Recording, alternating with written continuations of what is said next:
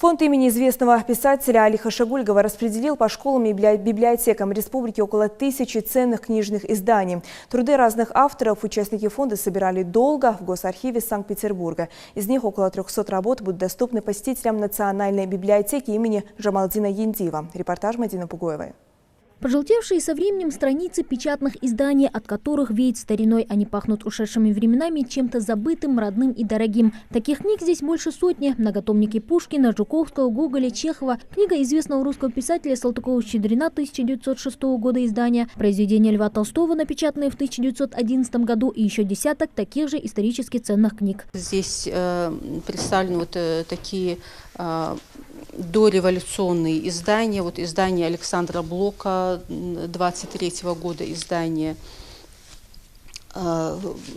собрание сочинений Льва Николаевича Толстого 11 года и еще целый ряд раритетных изданий, которые для нас очень важны, поскольку мы библиотека, сформированная уже как бы в новейшей истории Ингушетии с нуля. Для нас такие вот издания очень большая редкость. Познавательная литература, произведения русских и зарубежных авторов, книги о кино, музыке, театре, танцах, путеводители по достопримечательностям России и зарубежья. Книжный фонд Национальной библиотеки пополнит всего около 300 изданий. Экспертная комиссия проведет анализ каждого экземпляра из новой коллекции книг, оценит их историческую ценность, а после расформирует по отделам в зависимости от их тематики. В ближайшем будущем все эти издания будут доступны читателю на сайте библиотеки. Все эти издания будут отражены в нашем электронном каталоге, который представлен на нашем сайте, ну, естественно, после соответствующей обработки.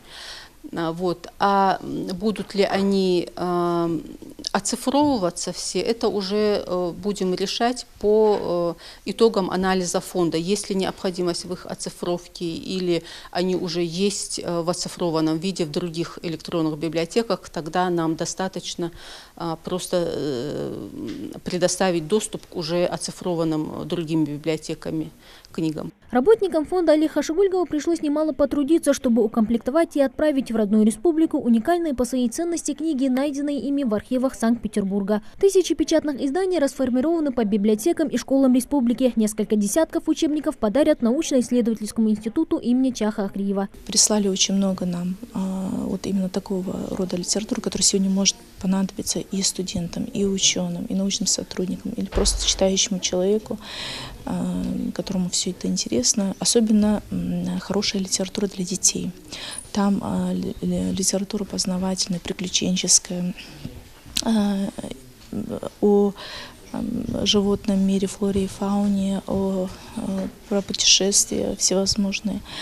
И исторически интересные издания именно для детского и юношеского возраста, которые мы будем раздавать по школам республики. Самым старым изданиям работники Национальной библиотеки планируют уделить особое внимание. Храниться такие книги будут отдельно от остальных в так называемом редком фонде. Ценные экземпляры, привезенные из Санкт-Петербурга, уже через неделю представят на специальной выставке, посетить которую сможет каждый желающий. Мадина Пугоева, Сурхукусиев, Новости 24.